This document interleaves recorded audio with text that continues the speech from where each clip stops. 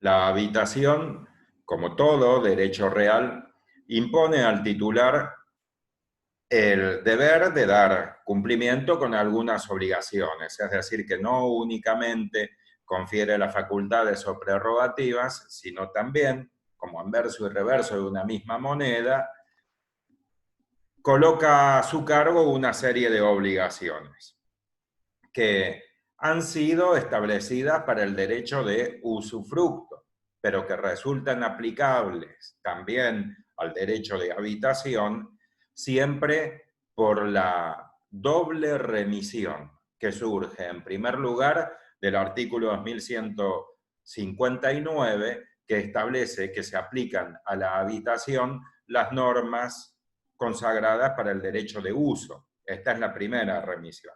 Y luego la segunda es la del artículo 2155, que establece que se aplican al derecho de uso las normas que regulan el usufructo. De ahí entonces que las obligaciones que tiene a su cargo el habitador sean las mismas que las obligaciones que tiene a su cargo el usufructuario.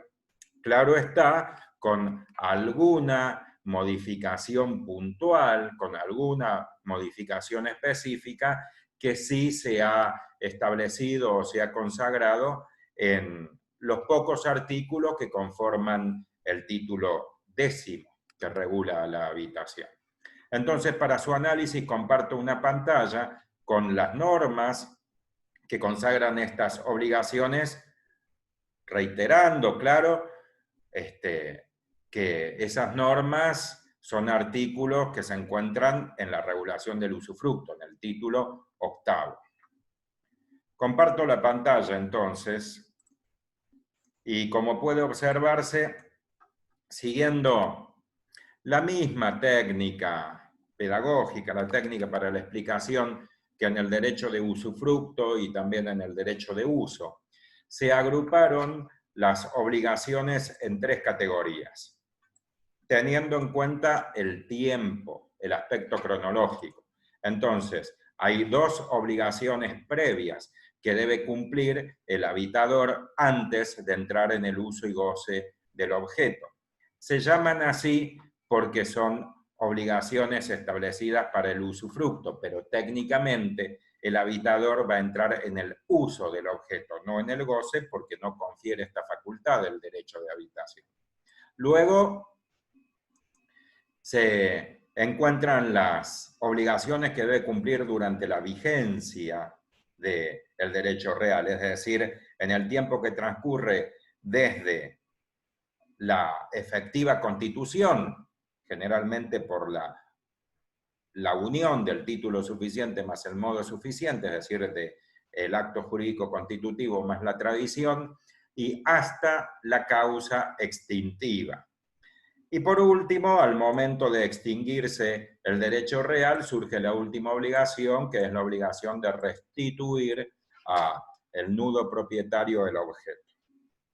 Se analiza entonces una a una estas obligaciones. En primer lugar, la obligación impuesta por el artículo 2137, que establece que el usufructuario debe inventariar y determinar el estado del objeto antes de entrar en el uso y goce del objeto.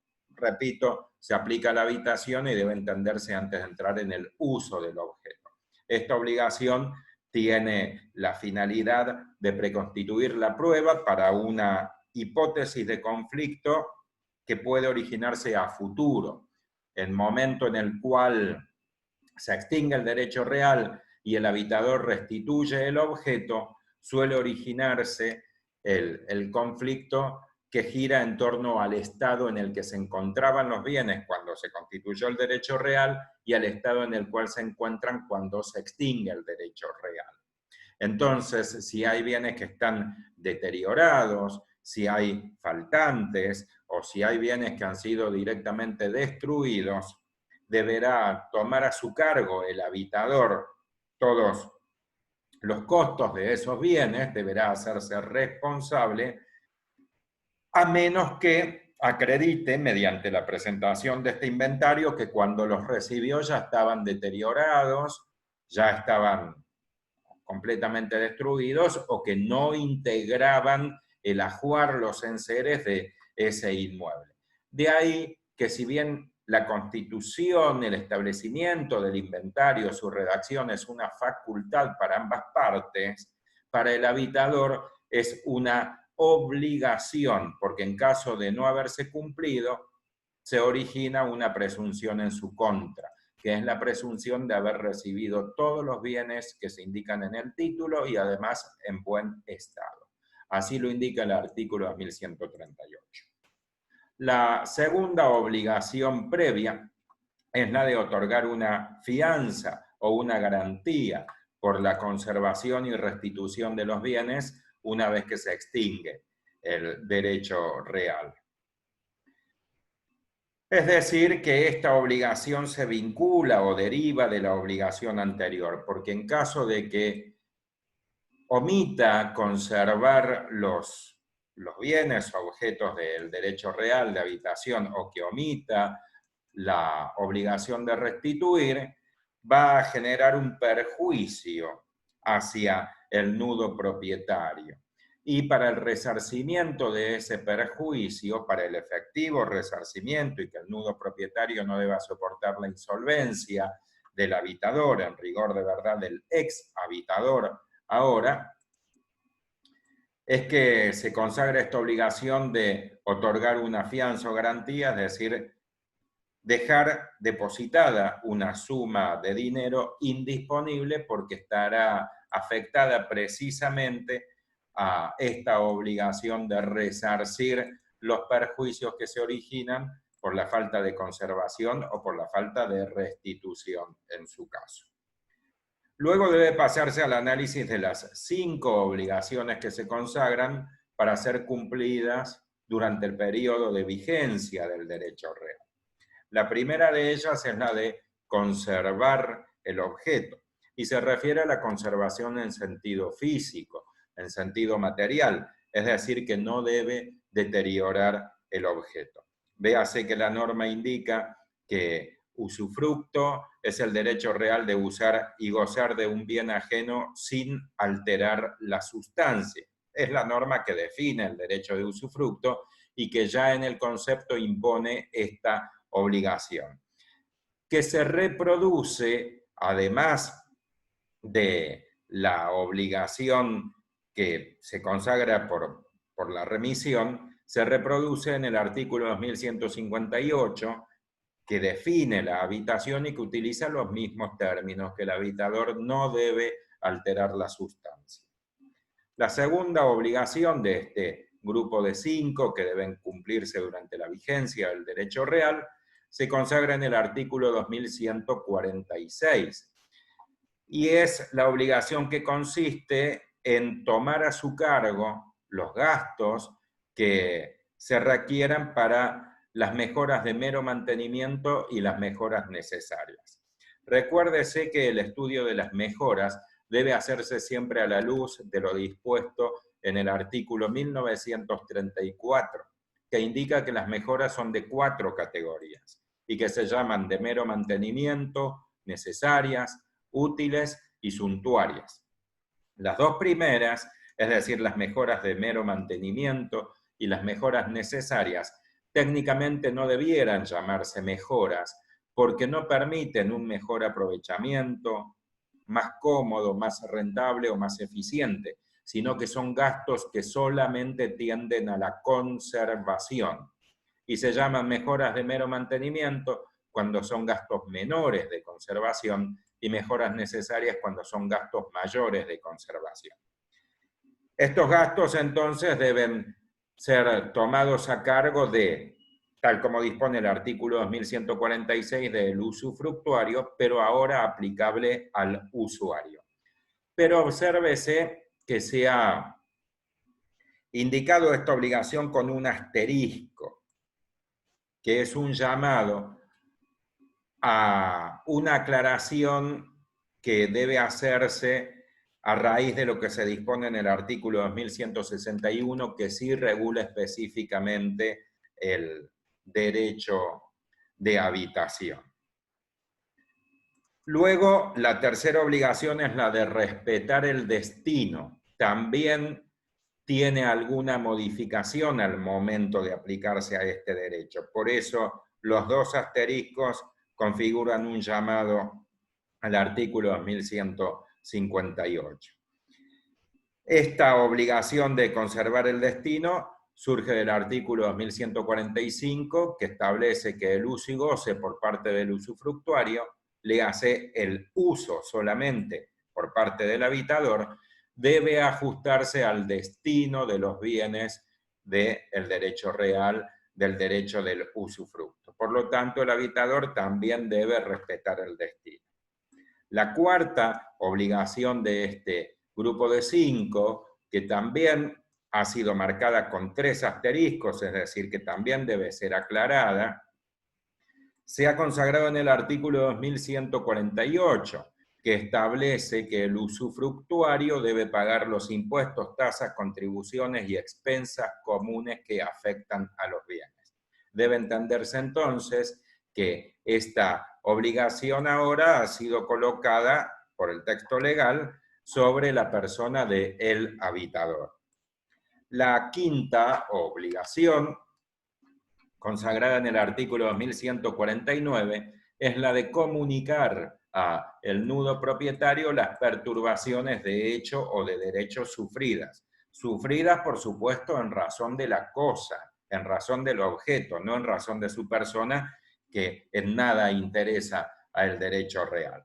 Entonces, como quien ejerce la posesión es el habitador, tal como ocurre con el usufructuario, en la hipótesis que una tercera persona ejecute actos que puedan ser considerados perturbaciones de hecho o de derecho, por ejemplo, si pretende usurpar el inmueble o si promueve una demanda y notifica el traslado, quien va a tomar conocimiento de esos actos va a ser quien está poseyendo, es decir, el habitador. De ahí que la ley le impone la obligación de dar aviso al nudo propietario de esas perturbaciones de hecho o de derecho para que el nudo propietario pueda articular las defensas que estime necesarias ante ese acto lesivo. Y por supuesto, por tratarse de una obligación de fuente legal, si no la cumple, como ocurre con cualquier obligación que no se cumple, va a ser una causal emergente de la responsabilidad, va a ser responsable hacia el nudo propietario por los perjuicios que se originen en virtud de ese incumplimiento de esta obligación de dar aviso o de comunicar. Y por último, cuando el derecho real se extingue, debe dar cumplimiento a la obligación de restituir el objeto.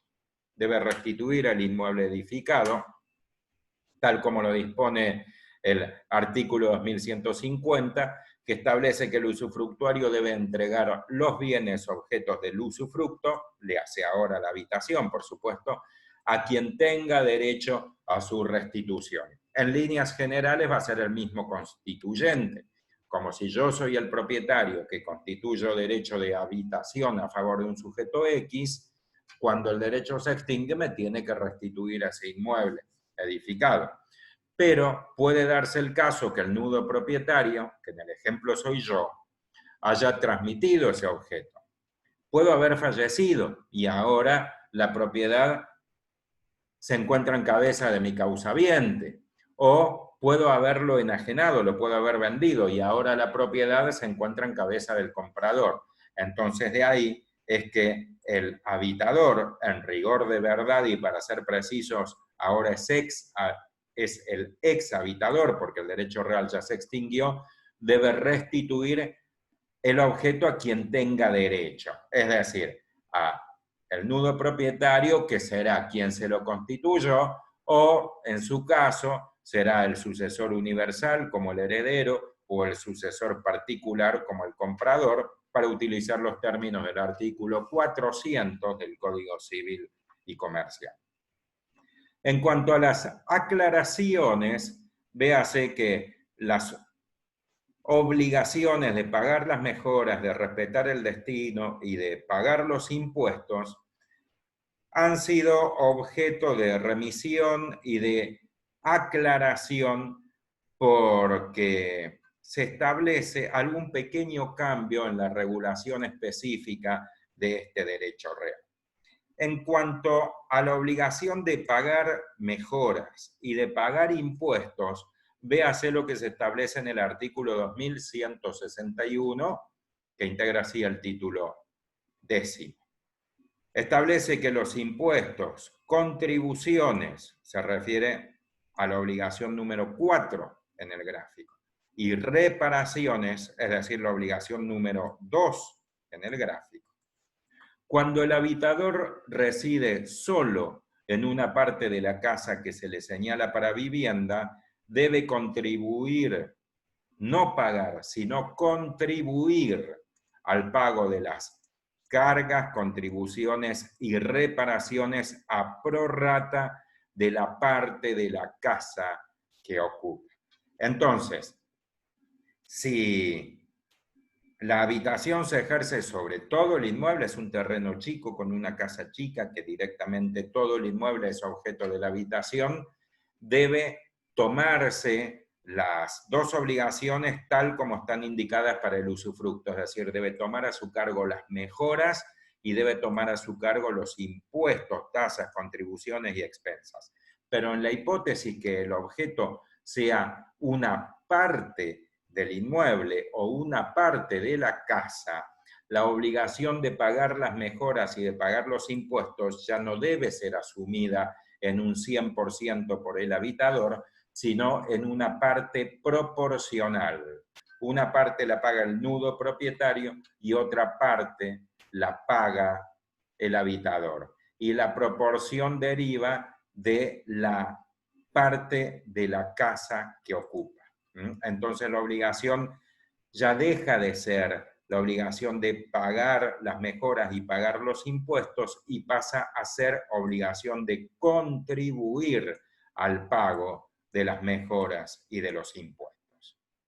Y la otra aclaración referida a la obligación indicada en tercer lugar, es decir, al destino, tanto para el usufructuario como para el habitador se impone la obligación de respetar el destino. Pero debe tenerse en cuenta que tratándose del usufructuario, se establece en el artículo 2145, en otra parte que acá no ha sido transcripta por impertinente, se establece que el destino surge en primer lugar de lo establecido en el título, es decir, del acuerdo de partes. En segundo lugar, el destino natural del objeto por sus características. Y en tercer lugar, el destino al cual estaba afectado el objeto de hecho al momento de constituirse el usufructo.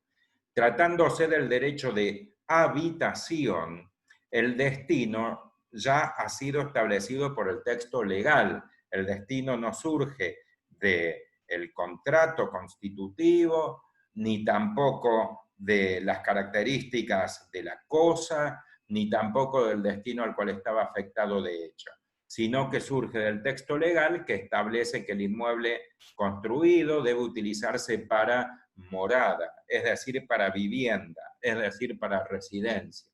Entonces, no podrá, por ejemplo, utilizar el habitador el inmueble construido como depósito o con alguna otra finalidad que no sea específicamente la que se indica en el texto legal, expresamente o más precisamente en el artículo 2158, que es el que brinda el concepto de este derecho. Dejo de compartir la pantalla. Espero que les haya sido de utilidad la explicación y agradezco nuevamente a quien tenga la amabilidad de dedicarme su tiempo. Muchas gracias.